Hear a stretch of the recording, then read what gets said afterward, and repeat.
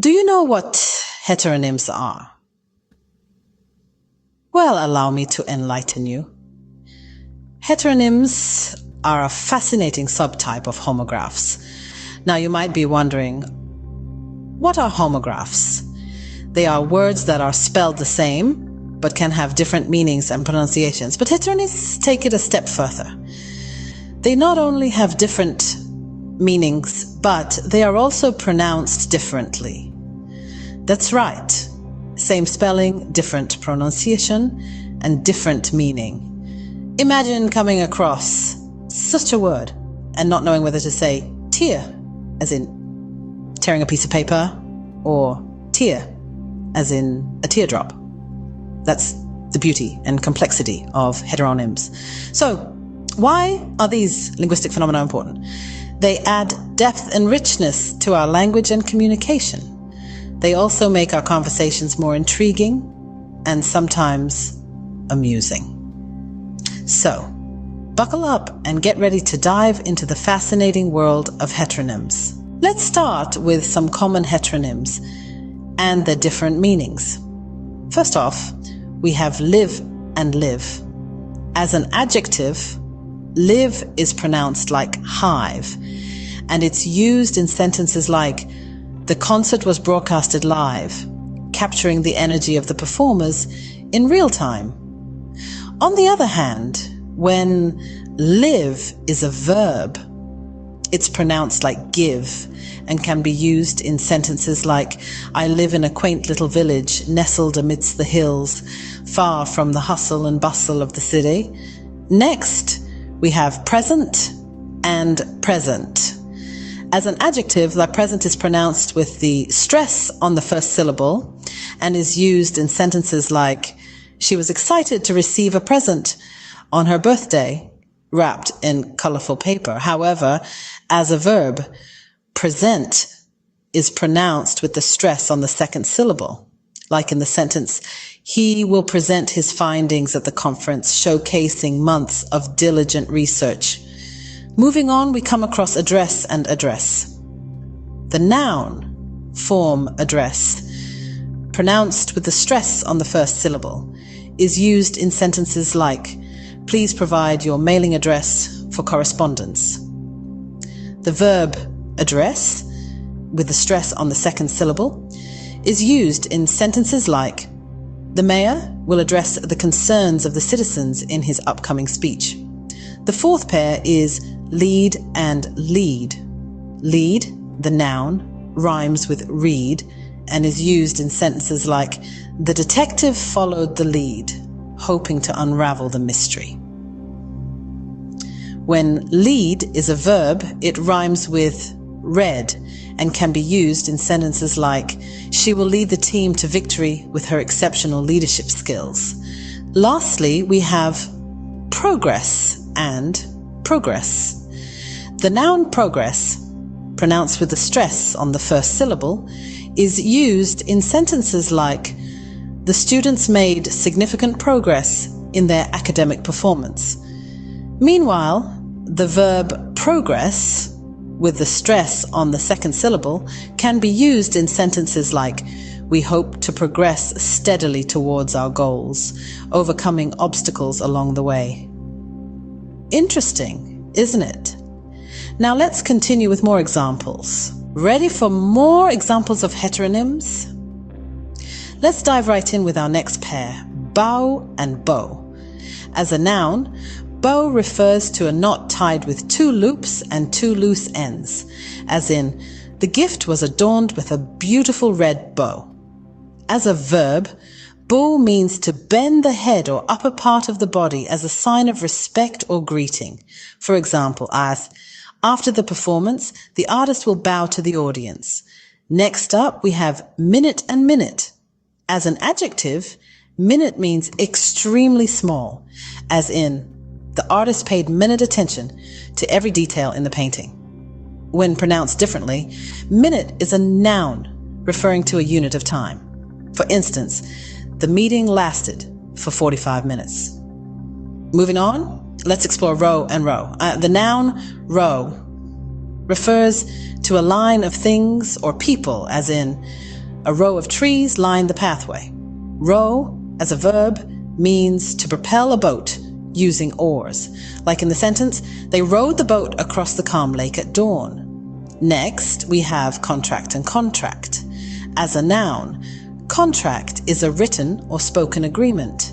For example, the publisher offered the author a contract for his next book. As a verb, contract means to become smaller due to the removal of air, moisture, or cold, as in the balloon contracted as the air inside it cooled. Our final pair for this segment is object and object. As a noun, object refers to a thing that can be seen or touched.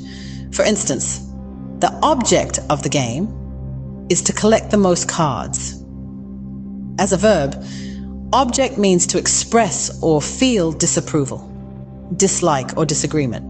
Like in the sentence, she objected to the decision made by the committee. So, we've just explored another set of fascinating heteronyms, showcasing the versatility and complexity of the English language. But don't go anywhere. We're not done yet. But wait, there's more. Here's our final set of heteronym examples. We've explored a good deal of fascinating heteronyms already, but let's dive into one more before we wrap up. Our last stop on this heteronym journey is the word refuse. Not to be confused with the act of declining something, this word also stands for waste or garbage. Let's illustrate this with a couple of sentences. In the noun form, we might say, the city workers collect the refuse every Monday morning. Here, refuse is pronounced with the stress on the second syllable, and it refers to waste material that needs to be discarded. In contrast, when we use refuse as a verb, it means to decline or reject something. For instance, despite the tempting offer, she decided to refuse. In this context, refuse is pronounced with the stress on the first syllable. Isn't it interesting how the same word, depending on how it's pronounced, can refer to something as mundane as garbage, or an act of denial or rejection? That's the magic of heteronyms for you. They invite us to listen carefully, not just to the words being spoken, but to the way they're pronounced and the context in which they're used. In a way, heteronyms are like hidden treasures in the English language, waiting to be discovered and appreciated. They remind us that language isn't just about communication. It's also about exploration, discovery, and sometimes a bit of confusion. But that's okay. After all, it's these complexities and intricacies that make language learning such a fascinating journey. So, the next time you come across a word that looks familiar but sounds different, take a moment to appreciate it. Chances are you've stumbled upon a heteronym, a unique linguistic gem that adds depth, richness, and a dash of unpredictability to our everyday conversations. So, as you can see, heteronyms can be quite tricky, but also fun. Now that we've seen plenty of heteronyms, let's talk about their implications. Heteronyms, these linguistic chameleons, add a fascinating layer of depth and complexity to the English language. They serve as a testament to the dynamism and richness of our communication. Each heteronym is a story in itself, a mini lesson in context and pronunciation, living a dual life within the same spelling. Consider the world of literatura. Heteronyms offer readers a playground for wordplay, a tool for subtle ambiguity, and a way to create deliciously unexpected turns in their narrative. They can be used to inject humor, to surprise the reader, or to add a layer of sophistication to the text. But the implications of heteronyms go beyond creative writing. They are present in our everyday communication, often without us even noticing. Think about the words lead, row, or minute. Depending on the context, each of these words can take on a completely different meaning and pronunciation. This, in turn, enriches our conversations, making them more dynamic and nuanced. At the same time, heteronyms pose a unique set of challenges, particularly for those learning English as a second language. Imagine trying to master a language where a word like lead can be pronounced in two different ways and carry two distinct meanings. It's like navigating a labyrinth where the walls keep shifting. But with practice and patience, even this labyrinth can be conquered. Moreover, heteronyms also highlight the importance of proper pronunciation in communication. Mispronouncing a heteronym can lead to misunderstandings, further emphasizing the role of pronunciation in conveying the correct meaning. In the realm of artificial intelligence and machine learning, heteronyms present a fascinating problem. How can a machine learn to pronounce and understand these words correctly in different contexts? This question is at the forefront of ongoing research in natural language processing. So, heteronyms are not just a linguistic curiosity, but they also have profound implications for language learning and usage.